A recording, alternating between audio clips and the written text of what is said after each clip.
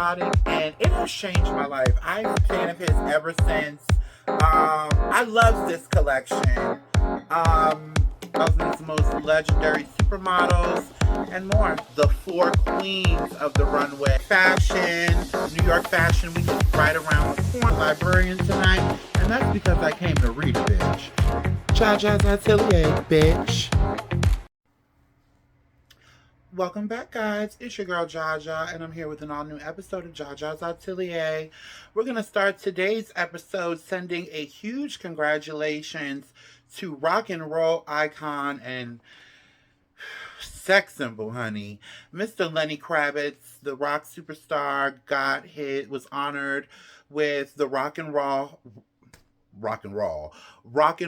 Hall of Fame. He was presented the award by his beautiful daughter, Zoe Kravitz, and also in attendance was Denzel Washington. So, I think Lenny Kravitz has been in the game for such a long time, and he has really made a niche for himself and made it okay, certain fashion choices, wearing nail polish, being kind of just solid in your manhood. If I could think of anybody that embodies that, it would definitely be Lenny Kravitz, on top of his overwhelming talent.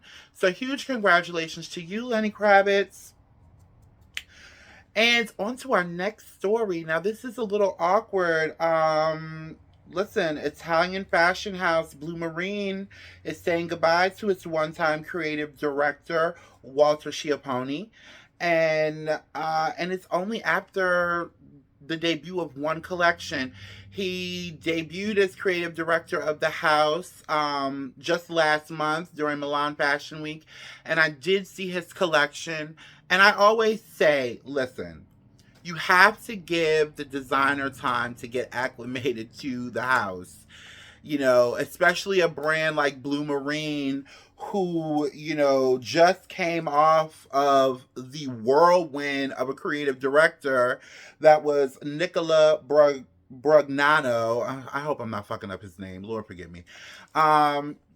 He really ushered. A lot of people didn't even remember what Blue Marine or who Blue Marine was. It quickly disappeared. I vaguely remember Blue Marine from back in the day, and their whole Y2K style just absolutely took over.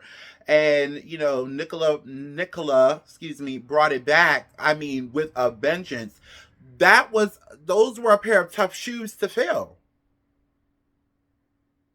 So I don't know quite what happened. Maybe, he decided that, it wasn't a right fit for him.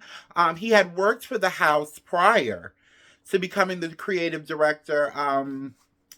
I have to say, when talking about the collection, did it need some work? Yeah, it was a little all over the place. Yeah, we could say that. I saw a lot of people in the comments, of WD, which is Women's Wear Daily, just kind of bashing him again. And I'm just like, listen, art is subjective. And also, when you're trying to fill such big shoes, you got to give somebody a chance. I think with some of the pieces that I saw, I think he was on his way to doing great things at Blue Marine. But unfortunately, he released a statement. There doesn't seem to be any hard feelings between the two parties, because the CEO, the parent company, and Schiapponi gave statements and basically praising each other. And it doesn't seem like it was any bad blood or anything major happened. But I wish Schiapponi all the best. And listen, there are several people now that could replace him over at Blue Marine. And I have my choices. Okay. Laquan Smith. And I'm going to tell you why. Laquan Smith understands sexy. He understands, like, when you look at some of Laquan's earlier collections, I think it was Fall Winter 2019 is just my favorite collection of his. I believe that's the one. He could definitely take the spot. And we're seeing designers with their own brands delving over into, already made, fashion house staples. So it's not impossible.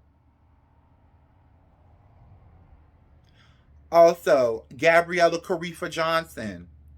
Um, I heard rumblings that she's no longer at Vogue. I'm not sure. I really have to check on that. But after seeing what she did during last season's Fashion Week, when Moschino was trying to kind of Jeremy had left, and they were without a designer for that period of the season. So they got all these amazing stylists to design the latest collection, and I saw her pieces. Let me tell you something, Gabriella Carifa Johnson is a force, and I think she would kill it at Blue Marine. Absolutely kill it at Blue Marine. Last but not least, this might be a little bit of a stretch. June Ambrose. Who else but the queen of the Y2K era herself? The 90s and the early 2000s was June's era. Okay, why not? Why not? I know she's creative directing at Puma. She's a stylist. She's got her own things going on. But listen, Miss June, if you can hear me, I think this would be a great pairing. Anyway, speaking of June Ambrose, again, another huge congratulations. It's a lot of positivity today. We're going to get to the bullshit. Give me a second. Speaking of June Ambrose, she received the Fashion Vanguard Awards during the 55th annual NAACP luncheon, I believe. It wasn't the actual award show. She looked beautiful in Marc Jacobs. She was presented the award by the beautiful Kelly Rowlands. And listen, June Ambrose, it's June Ambrose. She's an icon. She's a legend in this game. She does not age. She's so beautiful. When I look at her Instagram, she's like so full of life. You never really see her irritated. I'm sure she does, and the relationship she has with her family, especially her daughter, and all the great things she's doing, very well, very much deserves, if I must say so myself. And I just love how the whole luncheon looked. The setting looked, the hall that they were in looked absolutely stunning, and everybody looked beautiful.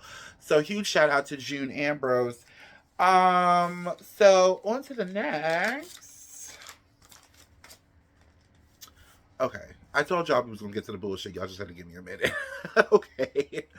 So listen, last week I talked about Drea Michelle getting pregnant by 21-year-old Houston Rockets basketball player Jalen. I believe his last name is Jalen Green, I think. I said what I said, and I still stand by that. But I'm going to tell you what I don't like. All these black men that are coming out of the woodwork disrespecting this woman, and it's really cyberbullying what they're doing. Let's be clear. It's really cyberbullying. This light is really lighting. I need to start filming the show in the daytime more often, yeah? Anyway, it's really cyberbullying what the fuck they're doing. Because let me tell you something. I don't see you, and I'm about to use some harsh words, I don't see you niggas getting up on here going in on these men when they are, in the headlines for not taking care of their children, for domestic violence, for even disrespecting a black woman, or any woman for that matter. And I do mean any. Listen, is it morally fucked up what she's doing in the in the eyes of public opinion? Absolutely. I'd be a fucking fool. I sat here and said what I said last week, and I stand by that. But okay, it's out. She's pregnant. I've seen photos of him. He's got a tattoo of her on his body. What are you going to do about it now? It's like, how long are we going to keep on running with this story? And quiet as it's kept. If the woman is pregnant, just leave her alone. Just leave her alone. If you don't like it, just leave her alone. Do you know how you niggas look getting up on the internet talking about this woman that way? Specifically because I came with names. Nick Young and Gilbert Arenas. I don't even know who Gilbert Arenas is. Apparently, he's a basketball player. A stupid one at that. But like I was shocked too though. And Nick Young, who used to play for the Lakers, who had that, speaking of hoes, who had that whole scandal where he was swapping dick back and forth between two women. So who's really the hoe here? That day changed my life. I ain't gonna lie. That day changed my life. That's when Swaggy P was like, okay, now this is what NBA is about. A lot of you men get up on this internet and you don't realize what you're doing. No, this is. Think before you motherfucking speak. In the car, he in the back seat. They talked about a story when they were driving in the car, allegedly, and Drea was allegedly engaged in sexual activity. So what? You didn't have a problem with it when she was doing it. Got the young boy. There's some warfare going on between the men and women of our community. And we need to cut it. We done called the girl out. When the news hit and she announced it, y'all read the girl for 3 days. I'm tired of hearing about it. And I also don't like how Gilbert Arenas and Nick Young talked about Saucy Santana either on their podcast. I caught that while I was catching up with a little fag talk with T.S. Madison and Craig the Writer yesterday. I didn't like that either. This toxic masculinity, it's not cute. You look like a real buster. You look like a real buster.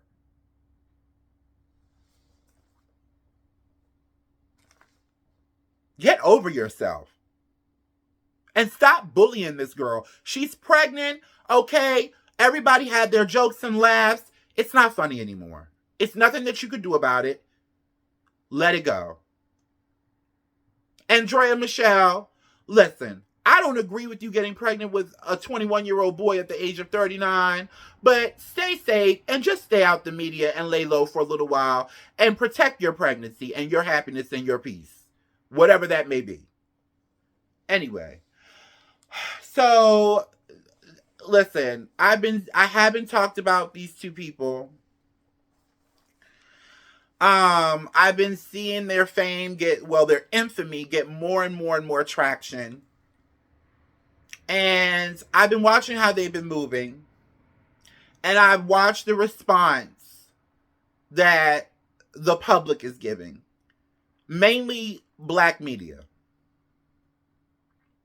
Miss Netta and Charles.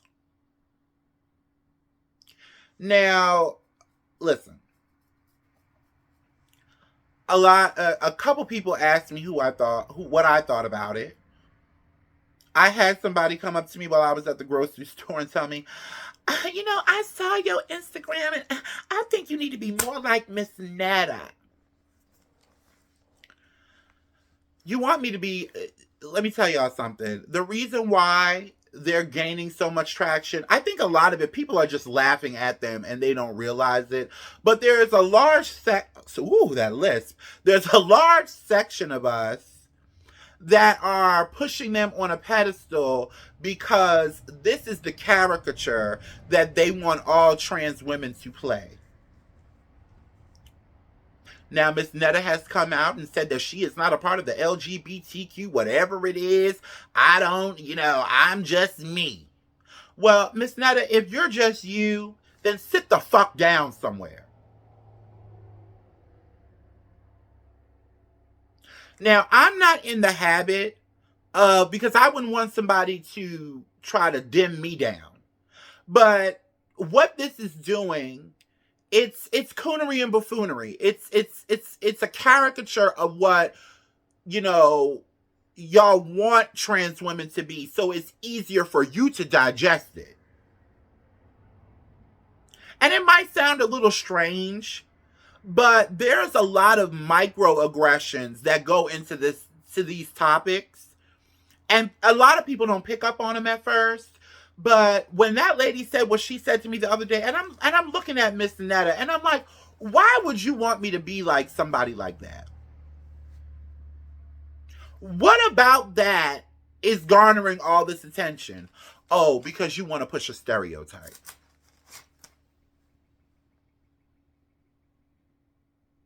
I saw the surgery pictures. I saw the BBL.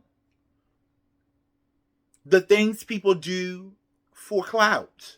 I would never. I would never.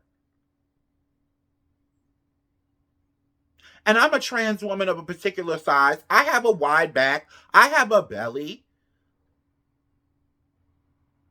You know, that's just a part of who I am. That makes me me. But I would never. Not because I'm ashamed of it, because you already know what's going to come with that.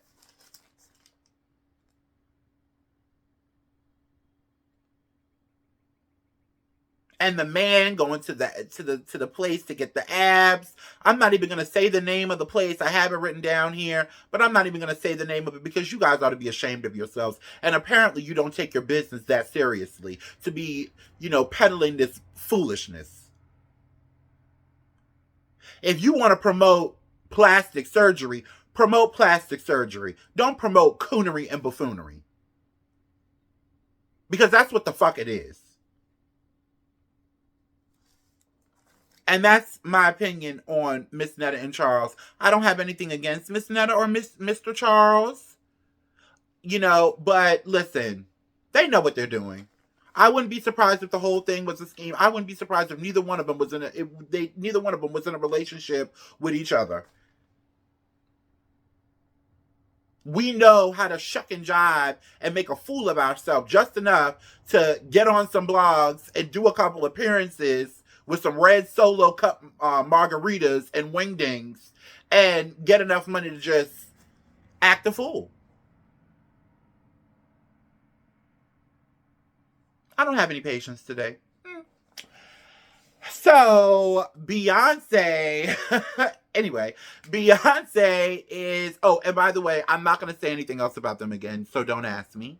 I do get DMs and stuff, asking me, hey, what do you think about this? What do you think about that? So I do like to talk, but it was a lot of them coming about Miss Netta and Charles, and that will be the first and last time I talk about that foolishness. So, anyway, moving on. In other news, Beyonce has finally released some album art and the title of her new country album is going to be called Cowboy Carter. I think the name is cute. I like the imagery here. And I can't wait to see what the album's going to give. I like the first two singles.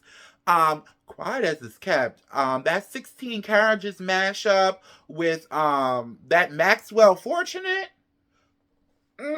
It just does something to me. Beyonce, I'm sorry, but I do like that version better. I'm sorry. I like both, but the mashup, oh yes, honey. But yes, I'm excited to see what it's giving. So, a lot of people are still, iffy about Beyonce doing country. Of course, there are certain groups of people who don't think she, deserves to do country. They act like it's some kind of club that you gotta tap dance to get into when country music was our music originally. But have at it. The queen is going to do what she wants to do. So, what are you going to do?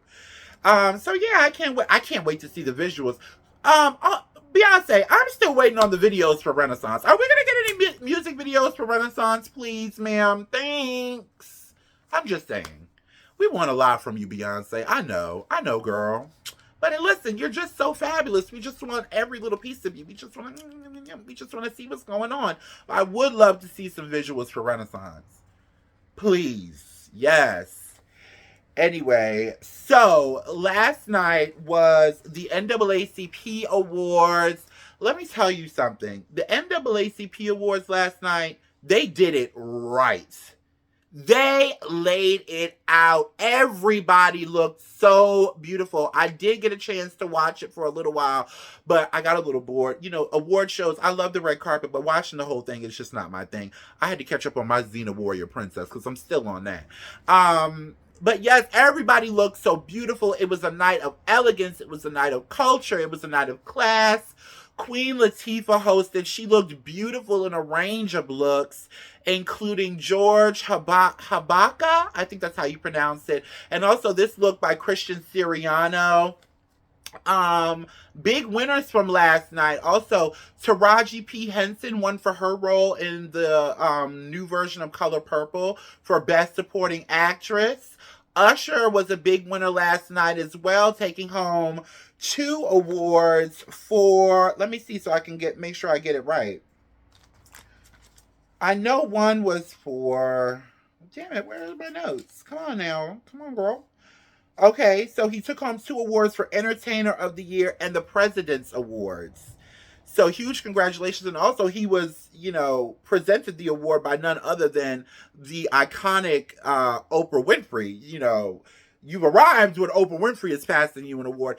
And also, let me say this. I loved to see how many of the mainstream Black celebrities came out.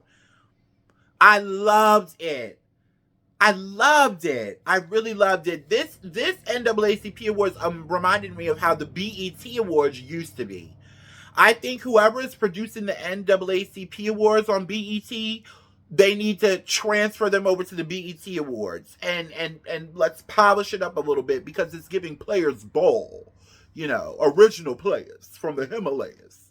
And we a little bit of that is okay, but a whole lot of it won't get you too far.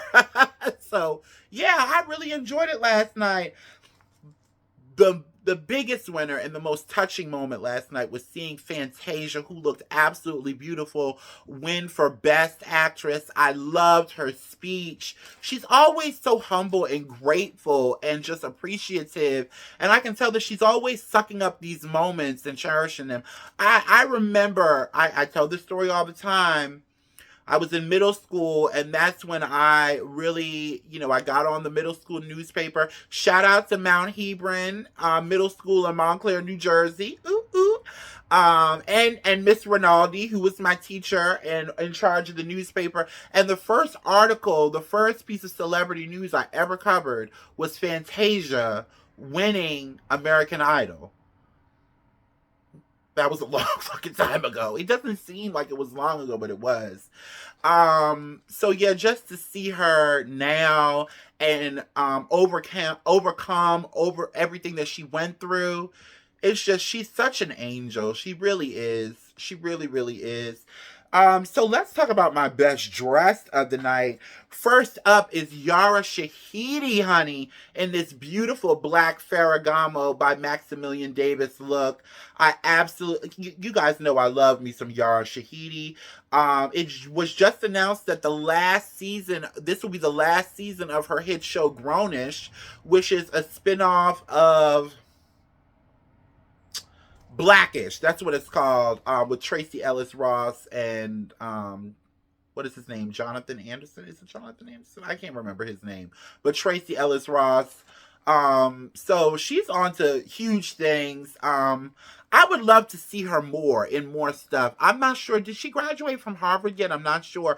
I think she might be a Harvard graduate as well. This young lady is brilliant and beautiful. Young, gifted, and black. Definitely.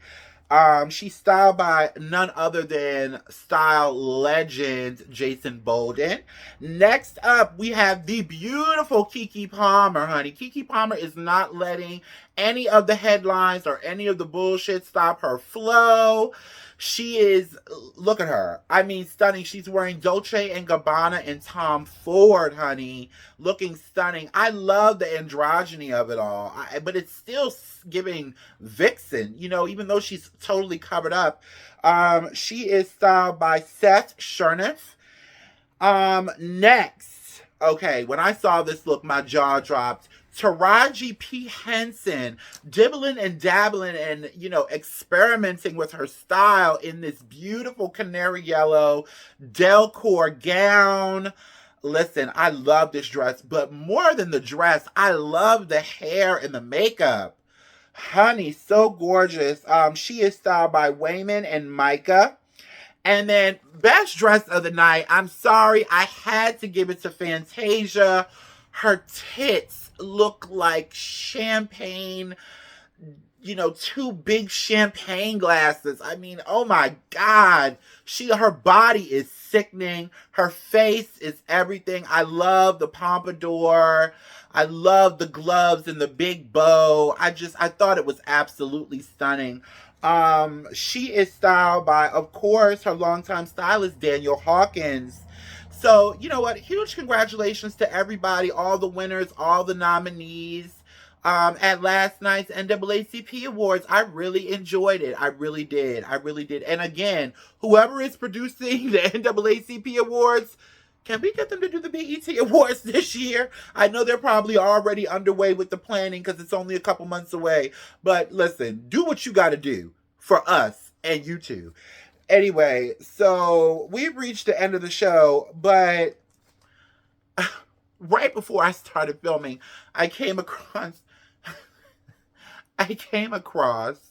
this video, and I have been seeing all of these Karen scenario videos all over the internet, and it seems like it's just becoming a thing. Like, I see more and more of them every day. And so I saw this one, and it's newly released police body cam footage that shows this ghetto moment between this unruly woman at the airport in Dallas. Please take a look at this, and we are going to read this lady and the police for filth. Do I have a legal lawyer to decide? You feel good? Can your wife, with your 5-inch dick, you can... Are you done yet? Yeah. That's probably your fucking wife, fucking the guy that fucked her before he fucked you. You fucking sick 5'8". If this is not... Listen. Tiny ass dick. This is white privilege at its finest. I find it so amazing how they carried her away so gracefully. Look at this. She is cursing at them. She is talking about how little their dicks are. She is talking about their wives cheating on them. She is pissing on herself. Now listen, I'm not wishing no harm on the heifer.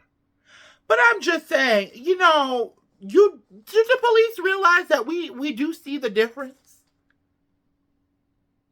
It's like, it's so blatant, like they're not even trying to cover it up. Like, how is she carried away so gracefully,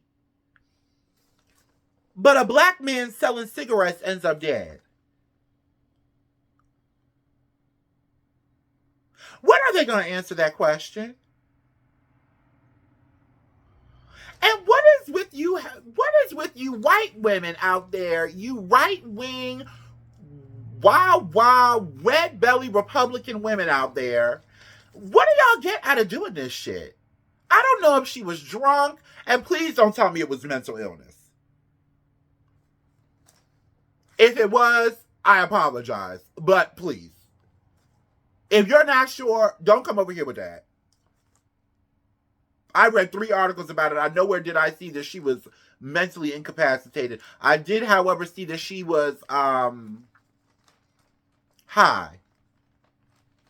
Or under the influence, I should say. Allegedly. This is amazing. I think and this is why I tell, when I talk about black people and how we need to move, or in my opinion on it, this is why I say we can't give them a reason. Because they already don't need one. Look at this bullshit. This is ridiculous. Honey, I was waiting for her to spit on the police. I really was. Because they like to do that too. I've seen videos. I saw one video, the white woman, she got pulled over. And, the police she was like, "Why are you pulling me over? God damn it." And spit on the police. And he's like, didn't pull out his pepper spray, didn't pull out his billy club, hell, didn't even pull out the handcuffs, gave her a ticket and she drove away. Now, how you like those apples? Listen, it's blatant. It's blatantly clear, and it's getting worse and worse and worse. And I'm waiting, and God forbid, I'm not wishing it, but I'm waiting on what they're gonna do when one of them open fire on the police. Because you're only exposing yourself to danger by doing this shit. How in the hell does a white man go into a church, shoot damn near everybody in that motherfucker, and walks away and gets gracefully put in jail? But a black woman getting pulled over on what's supposed to be a routine traffic stop ends up dead on the floor with you taking pictures of her, pretending that she's alive with her mugshot. Anyway. Just food for thought. I'm just wondering, because I'm perplexed at how blatant. It's not even that they doing it. It's just how blatant. It's that they're doing it too, but it's just how blatant they are with their bullshit. When one of them open up fire, I'm waiting. They're probably going to handle that the same way they handled that insurrection. Oops. Anyway, guys, that is today's episode. I have some real goodies coming to my YouTube. Listen, for a long time, I had lost a little bit of motivation, and some things are moving and shifting, and I got that fever back. I got that fever back. So there's a few things coming to the channel. Stay tuned. I love you guys. Have a great work week, and I will see you in a few days. Ciao.